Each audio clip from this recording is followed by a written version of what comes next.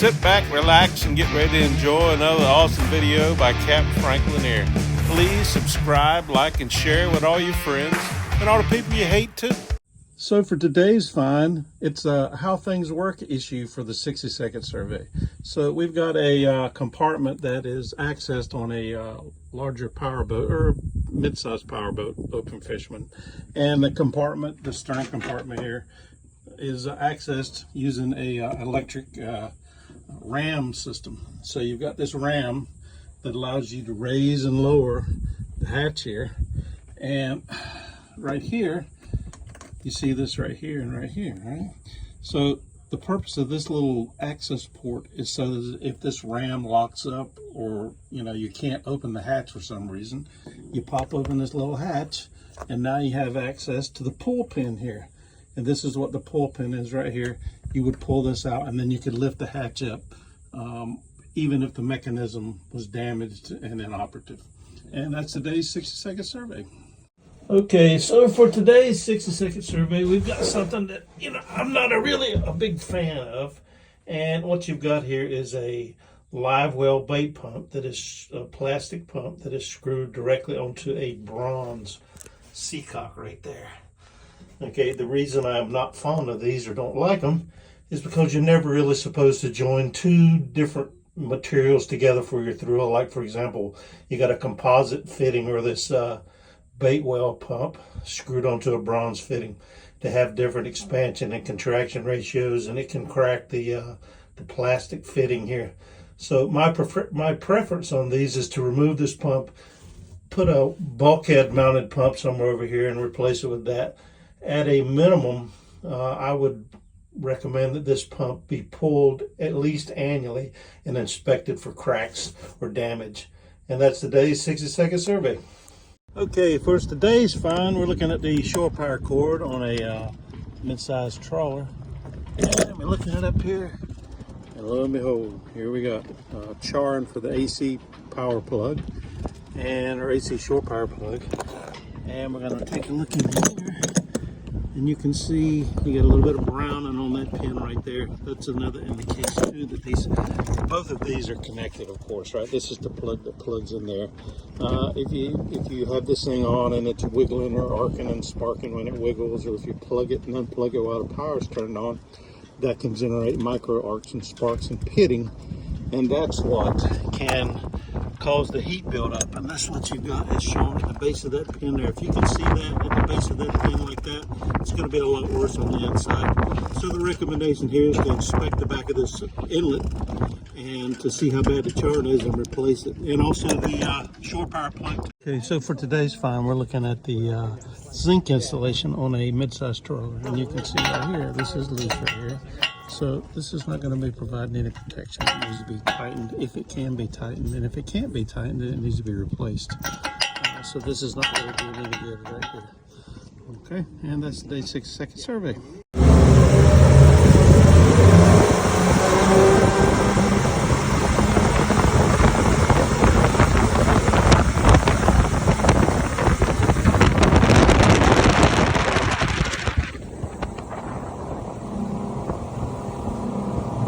Okay, so for today's find, we're looking at how not to haul and store your boat, right? This boat was hauled out and the bottom was not cleaned. So this is what we've got here. Hard marine growth. If you don't clean this boat when you haul it out, even just the slime and stuff it'll dry to a concrete-like consistency. And it's gonna be even worse to get off, 100 times worse. And as you can see here, we got a lot of growth and stuff on this boat, so it's going to be what they call a pain in the ass to clean. So for today's find, when you haul your boat, clean it, and that way you don't have to deal with this mess. And that's today's 60-second survey. Okay, so for today's find, we're looking at placement of navigation lights. This is a brand new 2024 sailboat, and they placed the running lights on the mast, the front of the mast like that. And I'll tell you what my issue is with them doing that is, okay, you're looking at it from an angle here, you can see, you got your red light here, but what's going to happen is So when you're looking at it from dead on, you know, you can't see it because the jib is covering the light fixture. Of course, if you go over here, you can see it a little bit now. But anyway, yeah, that, you know, yeah, you got to be right dead on for it to be covered, but this is not, you know, the best place they could have put this navigation light. So you don't want it to be blocked in any of the field of vision, the arc of view. So anyway, that's today's 60-second survey. Okay, so for today's find, we're looking at a vented loop installed in a raw water flush head.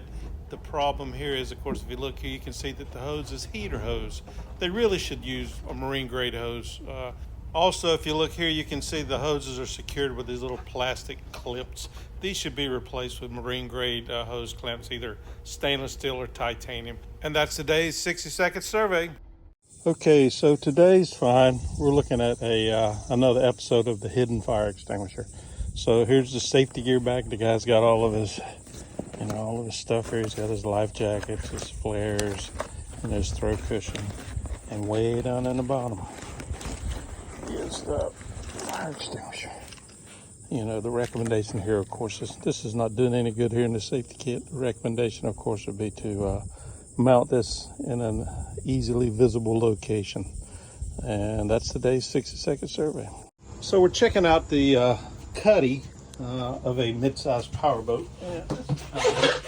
You know, you look in here, kind of neat, you know, small little thing, but typically you have a, you know, you have a head in here.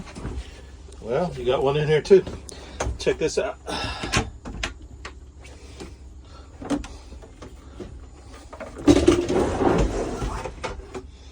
There you go. Ready for business. Kind of cool.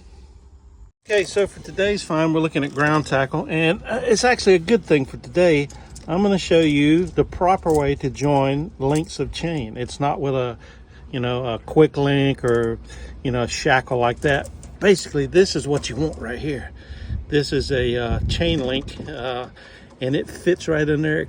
You know, you bang it in there and compress it in there, and this is as strong as the chain link itself, and this is the preferred method and the proper method to join a link to chain, because this will go through the windlass and stuff. The Wildcat, this is the Wildcat right here. Why they call it the Wildcat? Because if you get your fingers in there, it'll treat you like a wildcat and chew them off. So anyway, the Wildcat can digest this link right here. This better than it can. Of course, can't do a shackle and stuff like that. So this is, again, the proper way to do this. And that's today's 60-second survey. Okay, so for today's find, we're looking at the bow thruster in a mid-sized powerboat. And, you know, this looks pretty good. What you do when you're looking in here, you look for, you know, black residue, carbon burning and stuff if the bow thruster has an issue along those lines. But everything looks pretty good here. The only thing I would recommend here is, this is the power, the positive terminal. I would go ahead and cap that with a rubber boot or something to protect it, just to prevent accidental sparking and arcing and shorting. So that's what I would recommend. And that's today's 60-second survey. Okay, so for today's find, we're looking at this strange little piece here. What is it? Is it a ping pong paddle? If it is, it's not a very good one. Maybe it's a cross for nautical vampires. Nope, neither. In reality, it is a wrench to help you remove the lid off this composite raw water intake strainer for the generator. It just gives you a little more muscle because these things stick sometimes. And that's today's 60-second survey. Okay, so for today's find, we're looking at the life ring, throw ring on a larger powerboat, and the kind of stuff you got to look for here.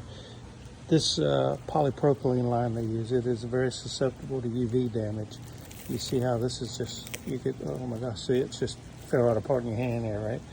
So that's what you got to watch out for. So the recommendation here would be, you know, you could try to replace that line, but typically you're just going to replace the whole ring, you know. At a minimum, the recommendation would be you got to replace these grab lines, and or just replace the whole thing, either one. And that's today's 60-second survey. So for today's find, we're looking at, well, we like to think of it as an indicator, right? So we've got your multifunction display here, and how is it wired in? You would normally have it wired into the panel and stuff. Well, what we got here is a cigarette lighter plug, right? And of course it would plug in here, right? This. So yes, while this will work, you know, it's kind of rednecky. And when I see something like this, you know, in and of itself, it may not seem too bad, but it makes you wonder, okay, if you've got something that's jury-rigged like this right here, what does that mean for the rest of the boat? I mean, if you've got something like that right here where you can see it staring you in the face, you know, what's going on the other places, the hidden places, what kind of work has been done? Is it substandard or whatever? That's just kind of thought process I go through. And that's today's 60-second survey.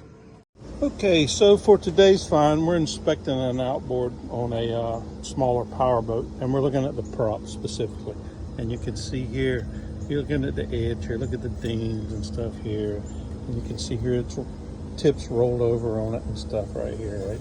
So this is the kind of stuff you got to look for specifically with a, you know, an aluminum prop like this. They are prone to impact damage and stuff, even more so than the stainless steel ones. Even though the stainless steel ones can have it too, these are even worse.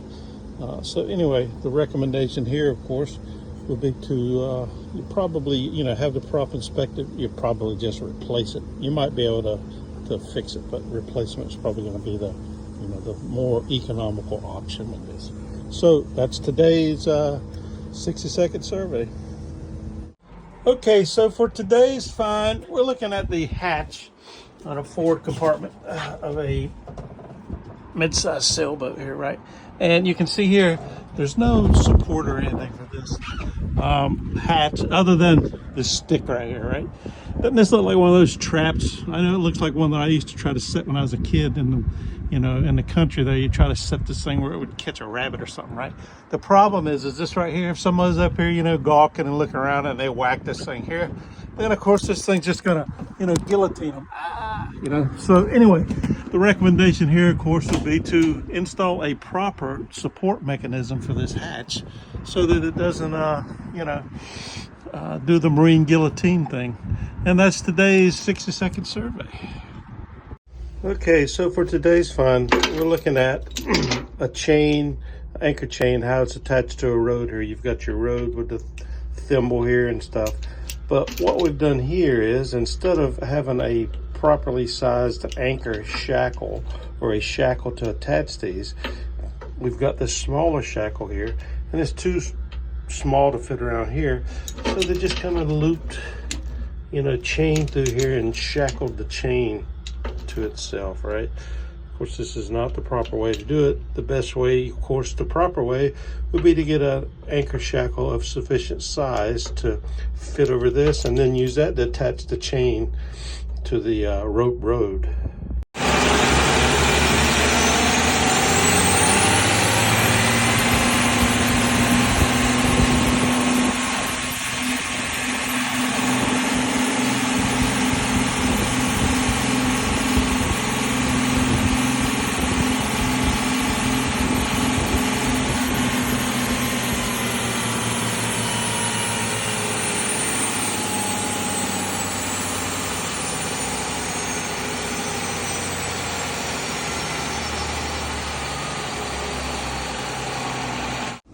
Okay, so for today's find, we're looking at the battery installation on a small power boat, and we're focusing on the requirements for the battery installation.